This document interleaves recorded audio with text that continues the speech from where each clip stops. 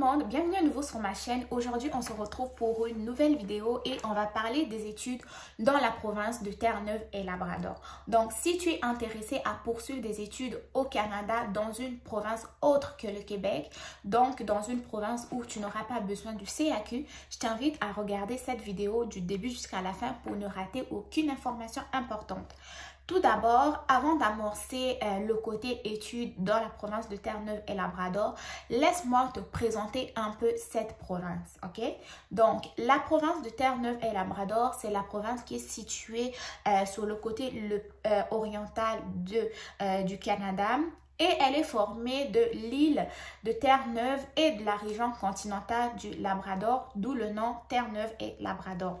Ensuite de ça, au niveau de la population, donc selon le recensement de 2016, la population de Terre-Neuve et Labrador s'est élevée à 525 000 habitants. Et la langue officielle, c'est l'anglais avec 97% de la population qui est anglophone.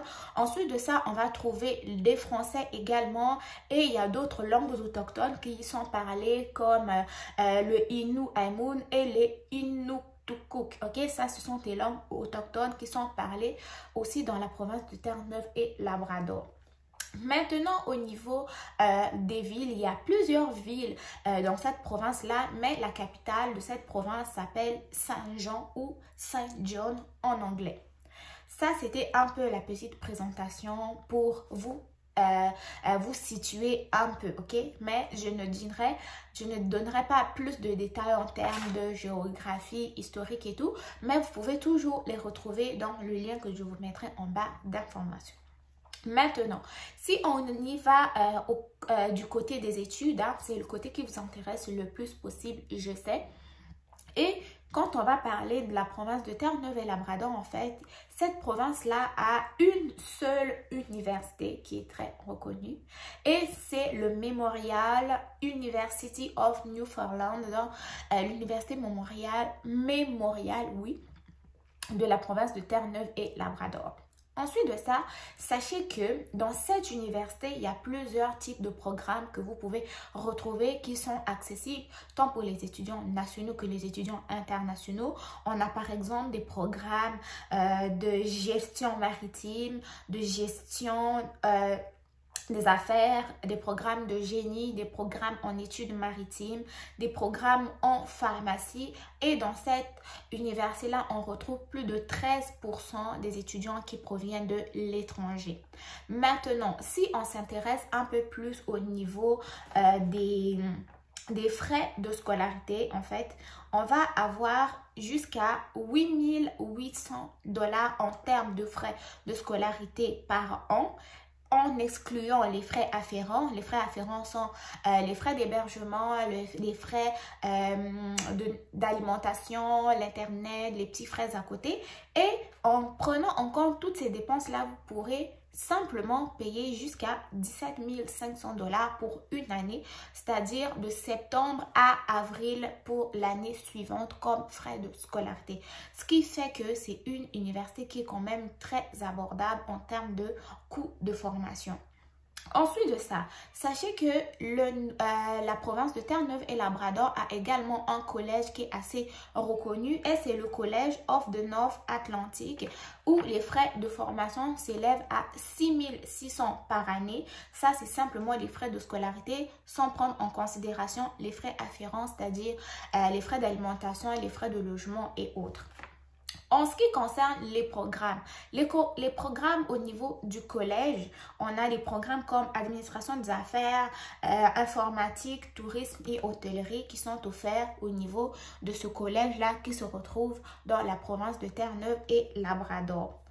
Autre chose que vous devez savoir, si jamais vous arrivez dans la province, vous commencez vos études et que malheureusement vous n'êtes plus capable de pouvoir payer vos frais de scolarité, sachez que là-bas, les étudiants internationaux bénéficient des mêmes prêts privés, c'est-à-dire au niveau des banques ou des autres organismes de financement qui vous donnent les mêmes frais sans exiger des conditions supplémentaires, tout comme les étudiants canadiens ou les étudiants qui sont des résidents permanents.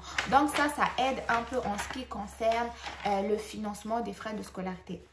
Maintenant, concernant les admissions, sachez que les admissions, c'est un peu comme pas mal ici au Québec. Il y a des admissions pour les trimestres d'automne et pour les trimestres d'hiver. Les trimestres d'été sont des trimestres à temps partiel, donc moins favorable pour les étudiants internationaux, mais vous avez des trimestres à temps complet comme les trimestres d'automne et les trimestres d'hiver, ok? Pour faire les admissions, vous allez aller sur le lien que je vous mettrai en barre d'informations afin de pouvoir regarder les programmes et pouvoir postuler si vous êtes intéressé. Maintenant, on va parler des différentes conditions qu'il faut remplir avant de pouvoir étudier dans cette province. Comme je l'ai dit au début de la vidéo, c'est une province qui se retrouve dans le Canada, donc qui n'est pas le Québec. Vous savez que le Québec a son propre programme en matière d'immigration et donc pour pouvoir étudier au Québec, il vous faut le CAQ. Ce qui n'est pas le cas pour la province de Terre-Neuve et Labrador. Là-bas, vous avez simplement besoin de votre permis d'études pour pouvoir étudier. Donc, la chose à faire, c'est laquelle? Vous connaissez les étapes. Premièrement, c'est faire une demande d'admission dans un programme. Ensuite de ça, lorsque l'admission est acceptée, vous allez commencer votre démarche d'immigration, c'est-à-dire la demande du permis d'études et obtenir votre visa étudiant. Donc, c'était un peu une petite vidéo pour vous parler des possibilités de pouvoir étudier ailleurs qu'au Québec si vous voulez poursuivre des études au Canada. Donc, la vidéo est quand même assez courte. C'était une vidéo de présentation, mais pour ce qui concerne l'Université Memorial au niveau de la province de Terre-Neuve et Labrador et aussi pour le College of the North Atlantic, ne vous inquiétez pas, vous pouvez retrouver leur lien en barre d'informations, ce qui va vous permettre d'aller explorer les programmes, les différentes aides possibles et aussi de pouvoir postuler à un programme si vous êtes intéressé ou pas. Sachez que cette université-là a aussi une vie étudiante qui est quand même assez intéressante où vous allez retrouver des associations étudiants, vous allez retrouver des activités qui sont organisées dans le campus ou hors campus et aussi ça vous donne également toujours la possibilité de pouvoir travailler pendant vos études. Donc, j'espère que ma vidéo vous aura plu et vous aura informé sur quelque chose que vous venez de découvrir. Si tel est le cas, n'hésitez pas à me dire ce que vous en avez pensé dans les commentaires. Moi, je vous dis à très bientôt pour une nouvelle vidéo. N'oubliez pas et surtout, n'hésitez pas de liker, de partager la vidéo pour qu'elle puisse aider plus de personnes. Donc, on se retrouve très prochainement pour une nouvelle vidéo. Portez-vous bien. Bye bye.